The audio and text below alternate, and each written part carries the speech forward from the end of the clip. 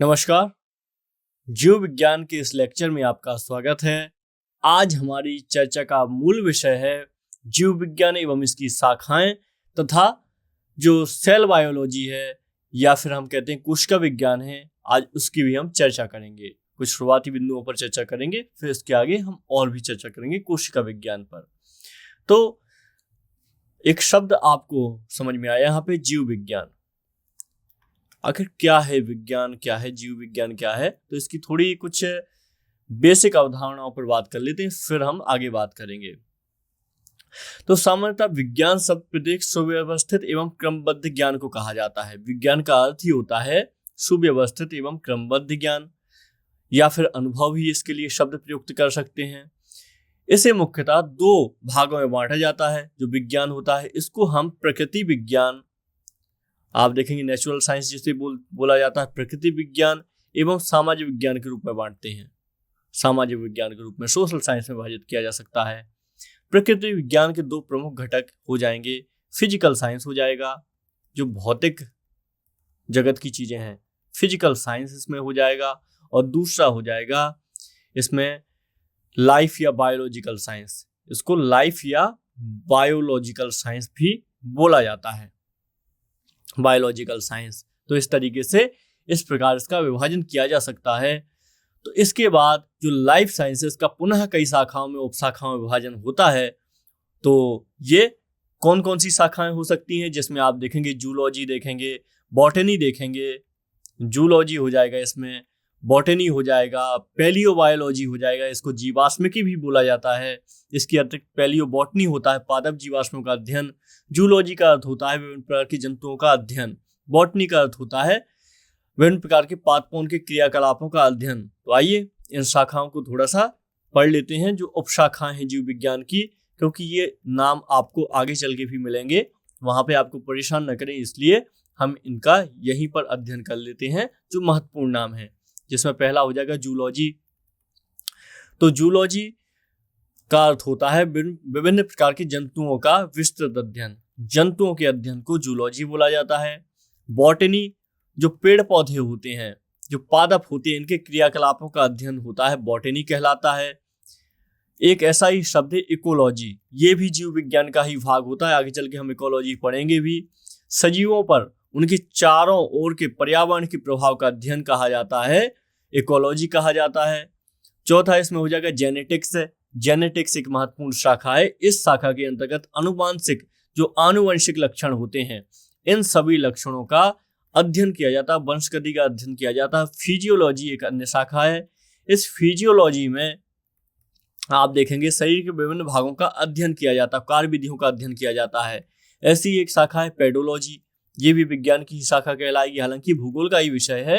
इसमें मृदा और मृदा निर्माण संबंधी विधियों का अध्ययन किया जाता है, क्योंकि आप देखेंगे जो मृदा का निर्माण होता है इसमें कई तरीके से बायोलॉजी में भी इसका अध्ययन किया जाता है, बायोलॉजिकल प्रोसेस में अध्ययन किया जाता है इसका। इसी तरीके से आप देखेंगे बायोनिक्स, इसमें जैविक जगत के गुणों, सिद्धांतों के प्रयोग, आधुनिक उपकरण व अभियांत्रिकी तंत्रों का निर्माण का अध्ययन किया जाता है। इसी तरीके से एथोलॉजी हो जाएगा, जिसमें मानव सहित सभी जंतुओं के व्यवहार का अध्ययन किया जाता है, इथोलॉजी। इसी तरीके से अन्य कुछ शाखाएं हैं, इनके बारे में आप देखेंगे मायोलॉजी। तो मायोलॉजी में मनुष्य की पेशियों का अध्ययन किया जाता है, पेशियों का अध्ययन किया जाता है। आप देखेंगे बायोनेमी में जीवन के नियमों संबंधी अध्ययन किया जाता है। बायोमेट्री, इसमें गणित एवं सांख्यिकी की तकनीकों द्वारा जीव विज्ञान का अध्ययन किया जाता है। इसी तरीके से आपके और भी अन्य विज्ञान है, जिसमें टेरोटोलॉजी हो जाएगा। शारीरिक विकास में आने वाली असमानताओं का अध्ययन किया जाता है। इसमें ऑस्टियोलॉजी हो जाएगा, अस्थियों का अध्ययन हो जाएगा। कॉन्ड्रोलॉजी, उपास्थियों का अध्ययन हो जाएगा। दोनों में अंतर होता है, हम आगे जाके बात करेंगे, इस पर पढ़ेंगे इसको। इसी में हेमेटोलॉजी हो जाएगा, ये रुधिर विज्ञान का अध्ययन होता है।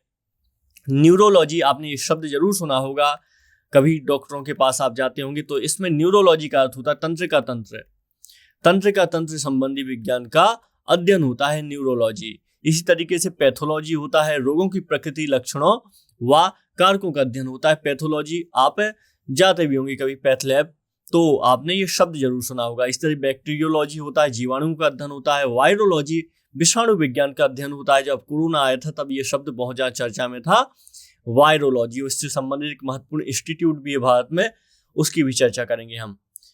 तो इस तरीके से हम आगे चल के अन्य अपनी इन सभी शाखाओं की संक्षेप में बात करेंगे, और जो अपना ये लेक्चर है जीव विज्ञान का, इसको हम कंप्लीट करेंगे। इसी तरीके से कुछ अन्य शब्दावलियां भी हैं जो आपके जीव विज्ञान से संबंधित हैं, जिसमें आप देखते हैं एपीकल्चर। ये शहद उत्पादन को एपीकल्चर कहा जाता है। हमने इसको इकोनॉमिक्स में ही पढ़ा था और हम इकोनॉमिक्स में भी पढ़ेंगे। यहाँ पे हम इसका संक्षेप जानेंगे सिर्फ। एपीकल्चर, एवीकल्चर पक्षी पालन को कहा जाता है, पीसीकल्चर मत्स्य पालन को कहा जाता है, ऑस्ट्रेरिकल्चर व्यापार हेतु सीपों में कृत्रिम प्रजनन को कहा जाता है। तो ऐसे कुछ शब्द भी हैं जो आपके जीव विज्ञान की विषय वस्तु में शामिल होते हैं। तो हम इनमें से अधिकतर का प्रयोग इकोनॉमिक्स में पढ़ेंगे, क्योंकि इनका आर्थिक महत्व भी ज्यादा होता है। यहाँ पे हम इनको जो जैव महत्व के हिसाब से ही पढ़ेंगे, तो इसको मुख्य महत्व इनका हम आर्थिक महत्व के रूप में काउंट करेंगे जब हम इकोनॉमिक्स पढ़ेंगे। तो आइए बात करते हैं आज के पहले चैप्टर पर, जो बहुत ज्यादा महत्वपूर्ण है। नाम है जिसका सेल बायोलॉजी। तो बायोलॉजी का आप मतलब समझ गए होंगे। सजीवों का अध्ययन जीव विज्ञान कहलाता है, और जीव विज्ञान में के जनक कौन है? इसके अरस्तु हैं। तो जीव विज्ञान के जनक कौन है? अरस्तु हैं। याद रखिएगा ये नाम। एरिस्टोटल इनको इंग्लिश में कहा जाता है। जीव विज्ञान को दो शाखाओं में हम बांटते हैं, इसमें जूलॉजी और बॉटनी। हालांकि कई सारी शाखाओं में बांटते हैं, लेकिन जूलॉजी बॉटनी सबसे ज्यादा महत्वपूर्ण है। तो हम इसको अब देखेंगे। चलिए कोशिका की बात करते हैं। सेल क्या है आखिर? कोशिका आपने सुना होगा, जीवों की सबसे छोटी संरचनात्मक और कार्यात्मक इकाई होती है कोशिका। हम बचपन से सुनते आ रहे हैं, पढ़ते भी आ रहे हैं। कोशिका के अध्ययन को क्या कहा जाता है? इसके अध्ययन को कहा जाता है साइटोलॉजी। साइटोलॉजी इसके अध्ययन को कहा जाता है। कोशिका विज्ञान संबंधी अध्ययन को, ये प्रश्न बनता है एग्जाम में, कोशिका अध्ययन को क्या कहा जाता है? तो कोशिका की जो खोज है ना, सर्वप्रथम 1665 में एक रॉबर्ट हुक नाम के व्यक्ति थे। रॉबर्ट हुक नाम के व्यक्ति थे। इन्होंने कॉर्क पर मृत कोशिकाओं को खोजा था। मृत कोशिकाओं की खोज की थी, इसलिए इनको फादर ऑफ सेल बायोलॉजी कहा जाता है, या फिर कोशिका विज्ञान का इनको पिता कहा जाता है। तो ये याद रखिएगा। इसके बाद सर्वप्रथम जो जीवित कोशिका हैं, जीवित कोशिका, इनकी जो खोज की गई थी, तो जीवित कोशिका की खोज सर्वप्रथम 1674 में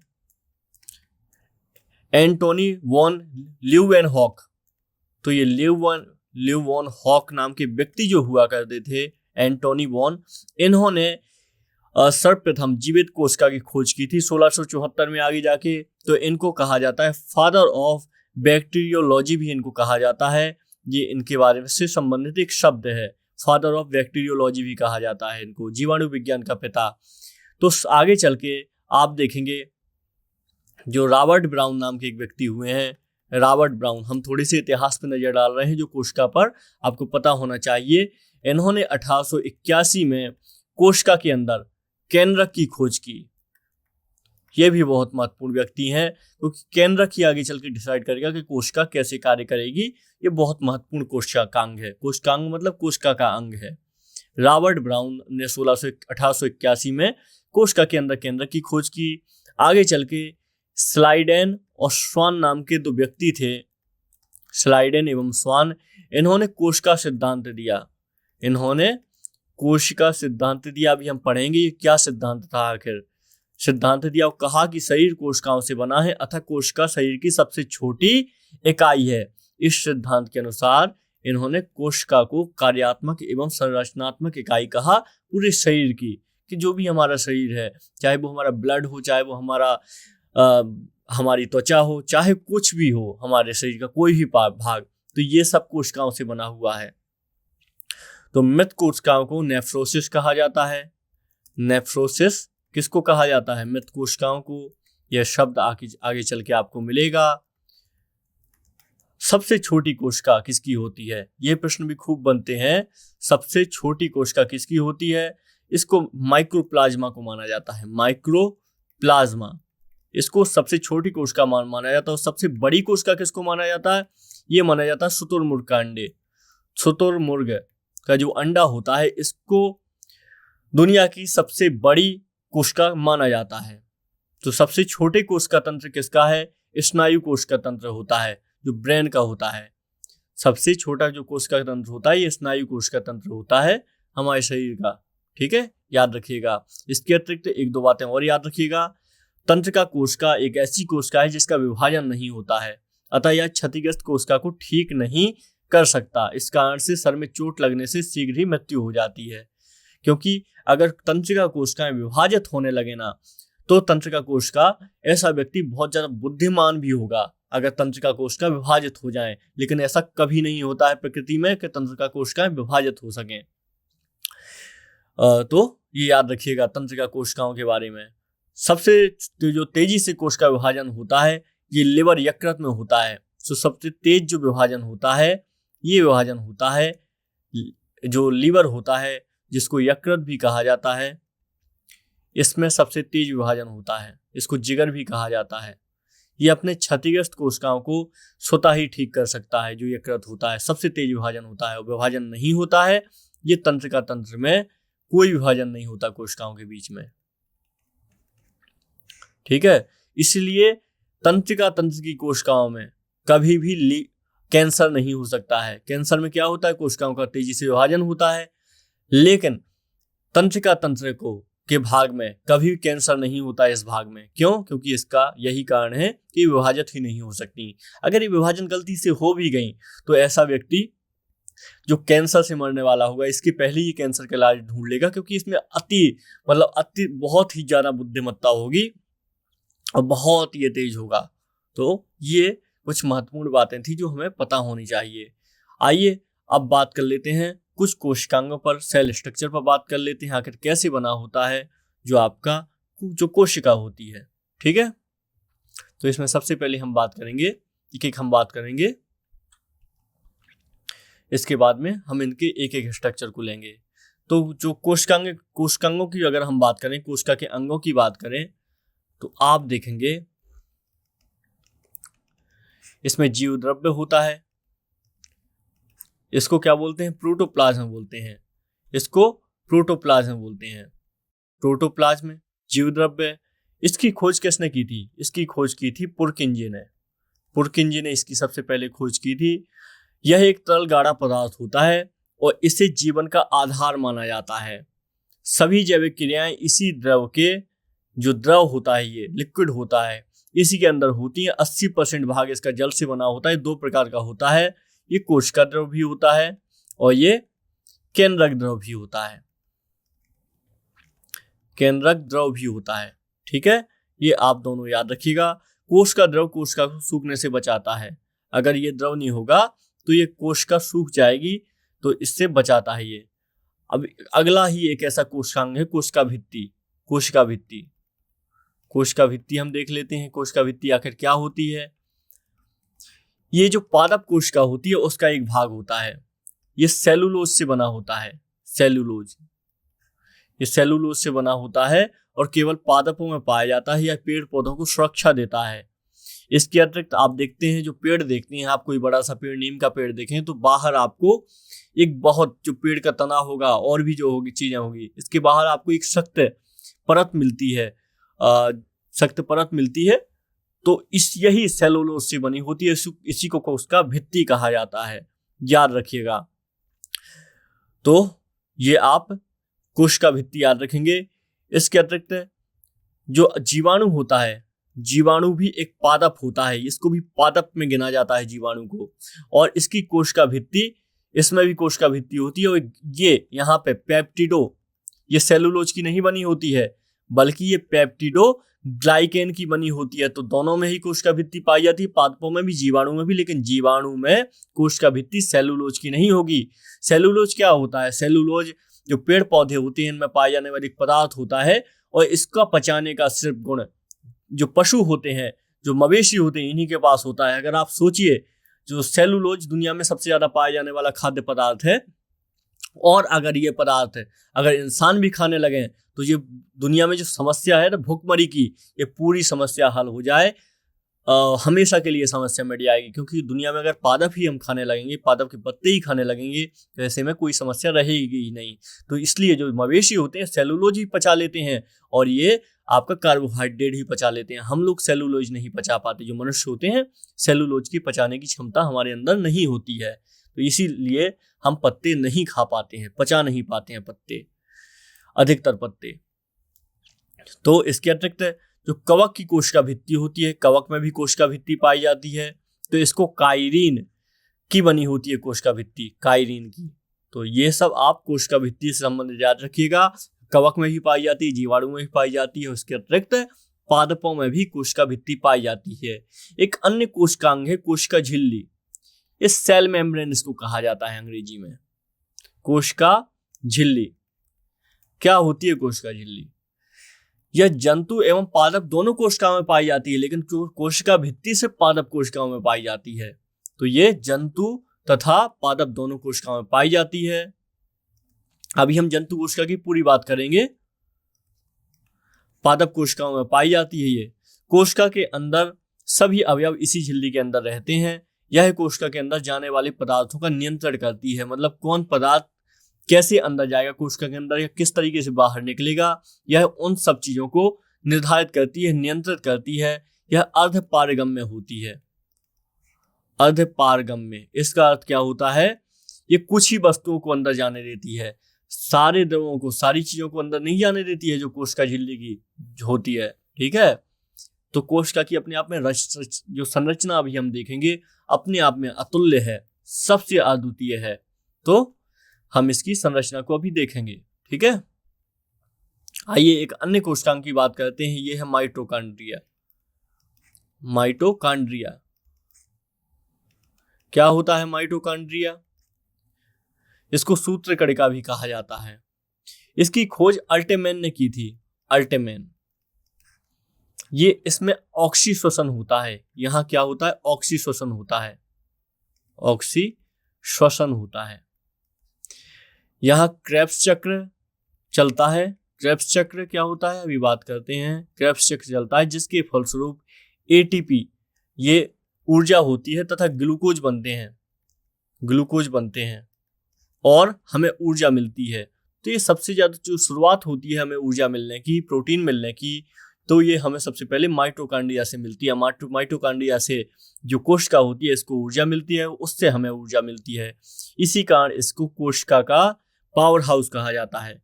इसको क्या कहा जाता है? कोशिका का पावर हाउस कहा जाता है, क्योंकि ये क्रेब्स चक्र ऊर्जा निर्माण करता है। इसके अतिरिक्त अपने लिए प्रोटीन भी निर्माण करता है। ये इस तरीके का एक दूसरा शब्द है अंतः प्रदव्य जालिका। ये क्या होता है अंतः प्रदव्य जालिका? इसको एंडोप्लाज्म, इसको ER बोलते हैं शॉर्ट फॉर्म में। क्या बोलते हैं? ER बोलते हैं शॉर्ट फॉर्म में, इंग्लिश में बोलते हैं, अंग्रेजी में इसको एंडोप्लाज्मिक रेटिकुलम, अंतः प्रदव्य जालिका इसको हिंदी में बोला जाता है। इसके अंदर क्या होता है? यह कोशिका के अंदर से आंतरिक सहायता देती है और इसके कोशिका का आंतरिक कंकाल भी कहा जाता है अंतः प्रदव्य जालिका को। इसमें क्या होता है? ये दो तरह की होती है। एक स्मूथ ER होती है, नम्य ER होती है। इसमें क्या होता है? इस पर राइबोसोम होता है। जो नम्य होती है इसमें राइबोसोम होता है इस पर। ये राइबोसोम का कार्य क्या होता है? राइबोसोम होता है और ये क्या करता है? जो स्मूथ ER होती है, जो स्मूथ ER होती है इसमें कार्बोहाइड्रेट तथा वसा का निर्माण करता है, तथा वसा का निर्माण करता है जो आपका स्मूथ ER होता है। जबकि जो रफ ER होता है, हार्ड ER होता है, अंतःप्रदव्य जालिका होती है जो कठोर वाली, इस पर राइबोसोम होता है, राइबोसोम। और ये राइबोसोम क्या करता है? प्रोटीन का निर्माण करता है। तो आपने देखा माइटोकॉन्ड्रिया भी प्रोटीन का निर्माण कर रहा था, राइबोसोम भी अपने आप में प्रोटीन का निर्माण करता है जो रफ ER में होता है। ठीक है, तो आइए राइबोसोम को देख लेते हैं। राइबोसोम, तो कोशिका के अंदर सबसे छोटा अंग ये होता है, सबसे छोटा, यह प्रोटीन का निर्माण करता है, प्रोटीन। तो इसका मतलब ये मत समझिए कि यही सबसे ज्यादा प्रोटीन का निर्माण करता है, नहीं, ये अपने लिए प्रोटीन का निर्माण करता है। आप देखेंगे अतः इसे प्रोटीन की फैक्ट्री भी कहा जाता है, प्रोटीन फैक्ट्री इसको कहा जाता है। यह 2 प्रकार का होता है, जो 70S राइबोसोम भी होता है और एक होता है 80S राइबोसोम। 2 प्रकार के राइबोसोम होते हैं। 70S राइबोसोम हल्का होता है, प्रोकैरियोटिक कोशिकाओं में पाया जाता है। जो 80S राइबोसोम होता है यह यूकैरियोटिक कोशिकाओं में पाया जाता है। अभी हम इन दोनों कोशिकाओं की बात करेंगे, तब आप इस शब्द को समझ पाएंगे। तो ये आप याद रखिएगा, ठीक है। एक अन्य ऐसा ही शब्द है गोल्जी बॉडी, गोल्जी काय इसको बोला जाता है हिंदी में, गोल्जी काय। तो इसमें क्या होता है, इसकी खोज कैमिलो गोल्जी ने की थी और ये कार्य क्या करता है, यह पदार्थ का परिवहन करता है, परिवहन के लिए उत्तरदायी होता है, यानी यातायात करता है जो आपकी कोशिका होती है। एक अन्य तत्व है सेंट्रोसोम, इसको तारक काय भी बोलते हैं, तारक काय। ये कोशिका का विभाजन करता है। ये किसके लिए उत्तरदायी होता है, विभाजन करने के लिए उत्तरदायी होता है। यह मस्तिष्क में नहीं पाया जाता, क्योंकि हम बात कर चुके हैं यह तंत्रिका कोशिका में कभी विभाजन नहीं होता है, इसलिए मस्तिष्क में नहीं पाया जाता। यह केवल जंतु कोशिका में पाया जाता है और पूरे शरीर में पाया जाएगा मस्तिष्क को छोड़ के, जो सेंट्रोसोम होता है, ठीक है। इसकी खोज किसने की थी, बॉबेरी ने की थी इसकी खोज। एक अन्य तत्व है लाइसोसोम, लाइसोसोम, सेंट्रोसोम देखा हमने, लाइसोसोम। लाइसोसोम क्या होता है, ये कोशिका के अंदर पाचन का कार्य करता है। किसका कार्य करता है, पाचन का कार्य करता है। इसके अंदर जल अपघटक पाया जाता है, ये जल इसके अंदर एक होता है। ये क्या करता है लाइसोसोम, कोशिका के अंदर का कोई अंग यदि काम नहीं करता तो यह उस अंग को नष्ट कर देता है, पचा लेता है अपने आप में। यह पूरी कोशिका यदि कार्य नहीं करती तो यह फट जाता है और पूरी कोशिका को ही अपने अंदर पचा लेता है। इसलिए इसको क्या कहा जाता है, इसको आत्महत्या की थैली कहा जाता है, आत्महत्या की थैली कहा जाता है। आप देख रहे हैं कोशिका का कार्य देख रहे हैं, कोशिका की कार्य प्रणाली समझ रहे हैं कि कैसे कार्य करती है कोशिका। इसको एटम बम भी कहा जाता है कोशिका का। इसकी खोज डी डोबे ने की थी। आरबीसी के अंदर लाइसोसोम नहीं पाया जाता, याद रखिएगा। जो आरबीसी होता है इसके अंदर लाइसोसोम नहीं पाया जाता, अतः आरबीसी मरने के बाद प्लीहा में पाया जाता है, प्लीहा में इसका पाचन होता है, जिस कारण एस्थलीन को आरबीसी का कब्र कहते हैं। मतलब प्लीहा में आरबीसी का पाचन होता है, ठीक है। दोनों अलग अलग हैं, याद रखिएगा। लाइसोसोम को क्या कहा जाता है, आत्महत्या की थैली कहा जाता है, ठीक है। चलें आगे बढ़ते हैं। इसके अलावा एक जो शब्द है केंद्रक, न्यूक्लियस, ये बहुत महत्वपूर्ण कोशिकांग है केंद्रक। आप इसमें देखेंगे इसकी खोज रॉबर्ट ब्राउन ने की थी, रॉबर्ट ब्राउन ने इसकी खोज की थी। यह कोशिका को नियंत्रित करता है। क्या करता है ये नियंत्रण का कार्य करता है। इसको कोशिका का दिमाग कहते हैं, इसको कोशिका की ब्रेन कहते हैं। इसमें 80% सिर्फ प्रोटीन पाया जाता है, ये सबसे ज्यादा प्रोटीन धारित करता है, प्रोटीन पाया जाता है इसमें 80%। इसके अलावा रसधानी भी होती हैं कोशिकाओं में कुछ। ये रसधानी क्या होती हैं, ये जल को संचित करके रखती हैं और जंतुओं में पात छोटी होती है, पादपों में बहुत बड़ी होती हैं। इसके अतिरिक्त लवक पाया जाता है कोशिका में, इसको प्लास्टिड बोलते हैं। यह पादपों का सबसे बड़ा कोशिकांग होता है, यह पादप कोशिकाओं में पाया जाता है, सबसे बड़ा कोशिकांग होता है। और यह केवल पादपों में पाया जाता है। 3 प्रकार का होता है। हरित लवक होता है, आपने सुना होगा इसका नाम लवक का। हरित लवक होता है, एक अवर्णित लवक होता है, एक वर्णित लवक होता है। तो 3 होते हैं ये लवक। तो हरित लवक का कार्य क्या होता है, ये भोजन का निर्माण करता है। पत्ती और तने में पाया जाता है, पत्ती और तने में पाया जाता है। इसके अतिरिक्त जो दूसरा लवण है अवर्णित, ये क्या होता है अवर्णित लवक, ये का काम क्या करता है, ये भोजन का संग्रह करता है, भोजन का संग्रह करता है और जल तथा फल में पाया जाता है। जड़, ये जड़ में तथा फल में पाया जाता है, जड़ तथा फल, ठीक है। और तीसरा हो जाएगा वर्णित लवक, वर्णित। तो इसमें क्या होता है, यह रंग प्रदान करता है, रंग। जैसे टमाटर हो गया तो टमाटर को लाल रंग देता है, ये मिर्च को हरा रंग प्रदान करता है। तो ये इस तरीके से वर्णित लवक का कार्य होता है रंग प्रदान करना, और अवर्णित लवक का कार्य होता है भोजन संग्रह करना, और हरित लवक का कार्य होता है भोजन का निर्माण करना, ठीक है। हरित लवक को क्लोरोप्लास्ट कहा जाता है। जब हम प्रकाश संश्लेषण पढ़ रहे थे तब हमने इसकी चर्चा भी की थी। ठीक है, तो इस तरीके से आप देखेंगे टमाटर और मिर्ची में लाइकोपेज वर्णित लवक पाया जाता है, क्रोमोप्लास्ट पाया जाता है, गाजर में कैरोटीन पाया जाता है और चुकंदर में बीटानोन पाया जाता है। ये सब इसको रंग देने का कार्य करते हैं। और जो पीला रंग होता है इस जेंथोफिल के कारण होता है। जेंथोफिल लवक पाया जाता है, इसके कारण ये पीला रंग होता है।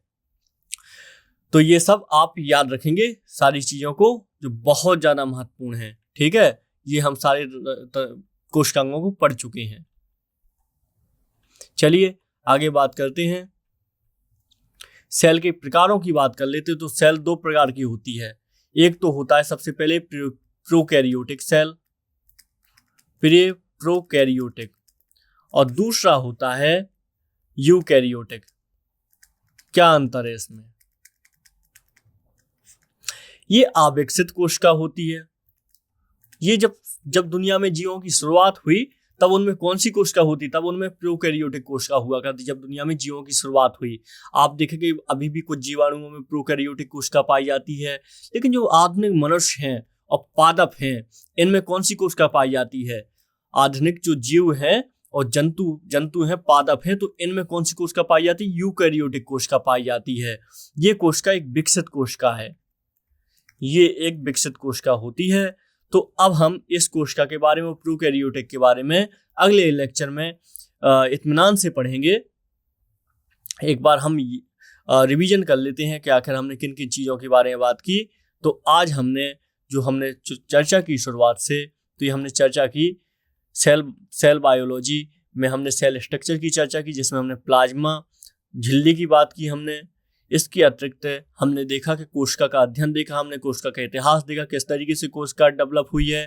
ठीक है, इसको हमने देखा। इसके अतिरिक्त हमने कोशिका भित्ति के बारे में बात की और हमने देखा कि क्यों महत्वपूर्ण है कोशिका भित्ति। इसके अतिरिक्त हमने कोशिका झिल्ली, सेल मेम्ब्रेन की बात की, हमने माइटोकॉन्ड्रिया की बात की, हमने अंतःप्रदव्य जालिका यानी ER की बात की। ये दो प्रकार की होती है। इसके अतिरिक्त हमने राइबोसोम की बात की, हमने इसके अतिरिक्त बात की सेंट्रोसोम की भी बात की हमने, जो इसको क्या बोलते हैं, इसको तारक काय बोलते हैं। हमने देखा कि कोशिका विभाजन कार्य करता है लेकिन ये मस्तिष्क में नहीं पाया जाता। इसके अतिरिक्त लाइसोसोम की हमने बात की, क्योंकि कोशिका के अंदर पाचन का कार्य करता है। एक समय के बाद कोशिका को भी ये पचा लेता है। हमने केंद्रक की बात की, हमने न्यूक्लियस की बात की, जिसमें हमने देखा इसकी खोज रॉबर्ट ब्राउन ने की थी। राजधानी लवक की भी हमने बात की, हरित लवक की बात की। तो इस तरीके से हमने कोशिका के समस्त हमने प्रकारों का अध्ययन किया और हमने कोशिका के बारे में बेहतर से विस्तृत तरीके से जानकारी हासिल करने का प्रयास किया। तो मेरे समझ से आप कोशिका को इसका अवधारणा समझ गए होंगे कि आखिर कोशिका की अवधारणा क्या है और कोशिका का अध्ययन हमारे लिए महत्वपूर्ण क्यों होता है। यही महत्वपूर्ण था आपके लिए। तो आगे चल के अगले लेक्चर में हम कोशिका के बारे में कुछ और भी चर्चा करेंगे। ठीक है, तो इस लेक्चर को हम सिर्फ इतना ही रखते हैं और मिलते हैं अन्य लेक्चर में। नमस्कार।